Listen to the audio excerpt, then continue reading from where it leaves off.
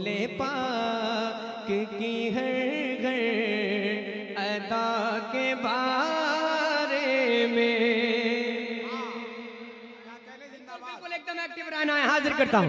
رسول پاک کی ہر گھر ادا کے بارے میں رسول پاک کی ہر گھر ادا کے بارے میں رسول پاک کی ہر گھر ادا کے بارے میں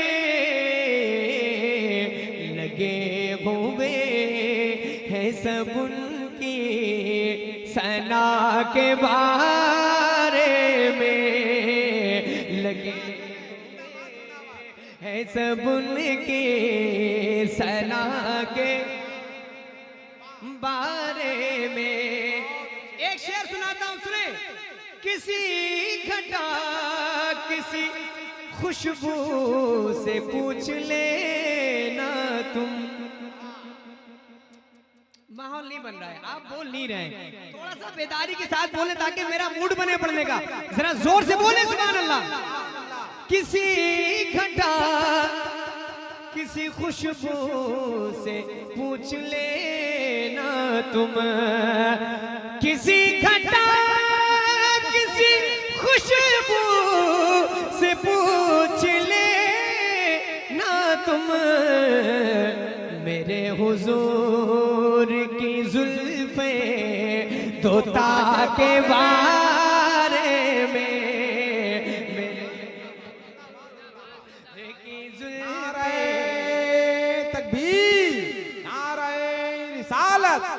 مسلک اعلیٰ حضرت طوطا کے بارے میں مل کر پڑھیں. لگے ہوئے ہیں سب ان کی ثنا کے بارے میں. حسن بھائی ایک شعر پڑھتا ہوں.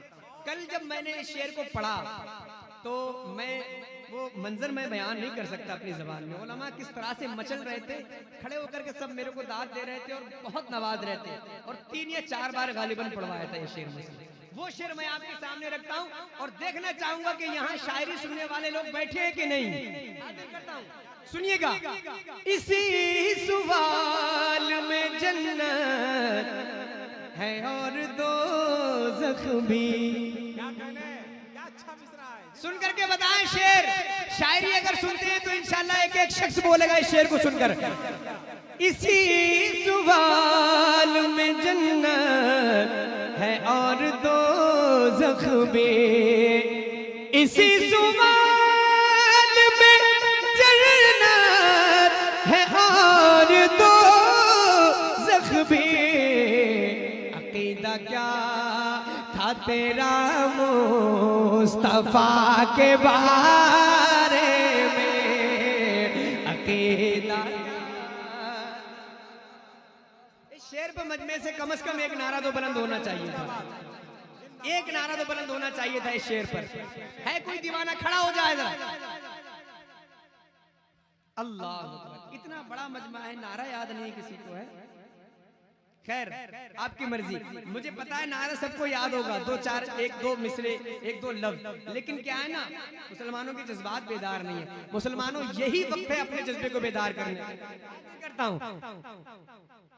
لگے ہوئے گئے سب ان کی ثنا کے بارے میں. اسی سوال میں جنت ہے اور دوزخ بھی. عقیدہ کیا تھا تیرا مصطفیٰ کے بارے میں. اور سناؤں اس کلام کے اور اشعار سناؤں. عقیدہ کیا تھا تیرا مصطفیٰ کے بارے میں. عقیدہ کیا. اور ایک شعر سنیں.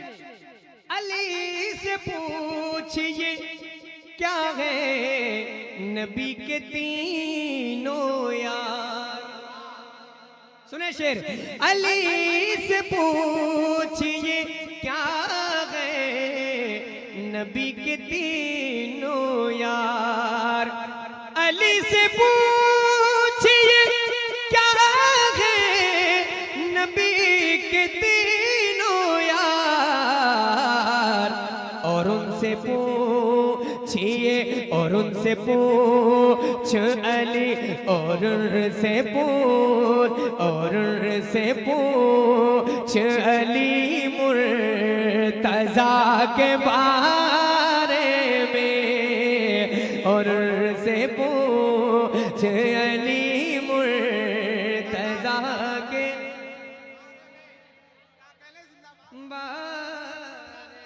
حضرات دیکھیے اچھا شعر سننے سے شعری ایمان تازہ ہو جاتا ہے. اور آپ کو معلوم ہونا چاہیے کہ جہاں پہ گلاب کا پودا اگتا ہے وہاں کی مٹی سے بھی خوشبو آنے لگتی ہے کہ نہیں؟ تو آپ لوگ تو خوشبو ہے میرے بھائی, تو خوشبو کا آپ استقبال تو کیجئے. جتنے لوگ بیٹھے ہیں ذرا ایک بار اپنے ہاتھوں کو اٹھا کر شیر کی طرح سے آواز آپ کی نکلے اور میری آواز سے آواز ملائے. نعرہ تکبیر, نعرہ رسالت. ماشاءاللہ آل رسول تشریف لا رہے ہیں, اولاد غوث اعظم تشریف لا رہے ہیں, خطیب یورپ و ایشیا تشریف لا رہے ہیں, عالمی فکر و نظر کی شخصیت جلوہ افروز ہو رہے ہیں. آئیے ذرا کھڑے ہو کر استقبال کیجئے. آنے والی شخصیت معمولی شخصیت نہیں ہے. تھوڑی سی آواز آپ اگر نکال دیجئے تو انشاءاللہ جتنے بکھرے لوگ ہیں وہ سب آ جائیں گے. ذرا اپنے ہاتھوں کو اٹھا لیجئے. نعرہ تکبیر, نعرہ رسالت, مسلک اعلی حضرت فیضان سرکار مجاہد ملت خطیب اعظم یورپ و ایشیا حضرت علامہ سید مقیب الرحمان صاحب قبلہ. نعرہ تکبیر, نعرہ رسالت. علی مرتضیٰ کے بارے میں.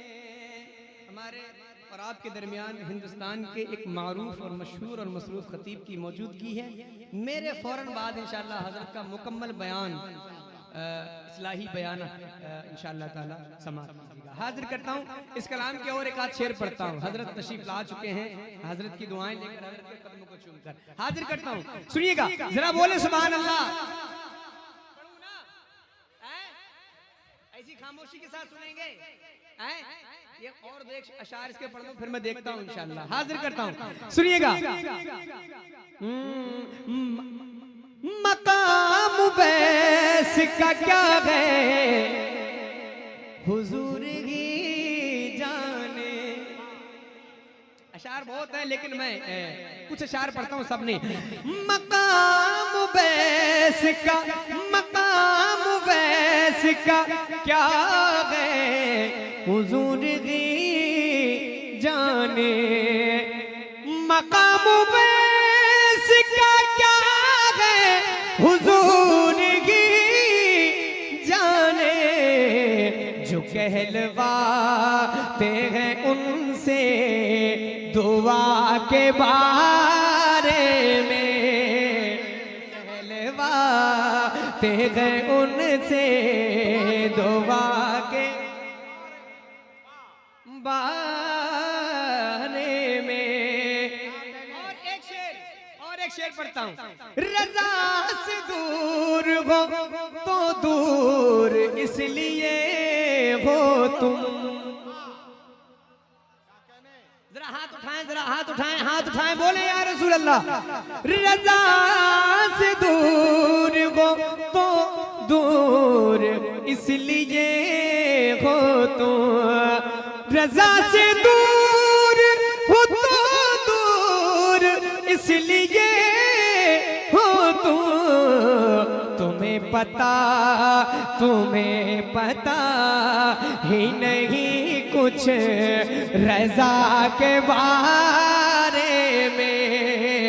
تمہیں پتا ہی نہیں. جواب دیں, جواب کیا کہنے یا غوث.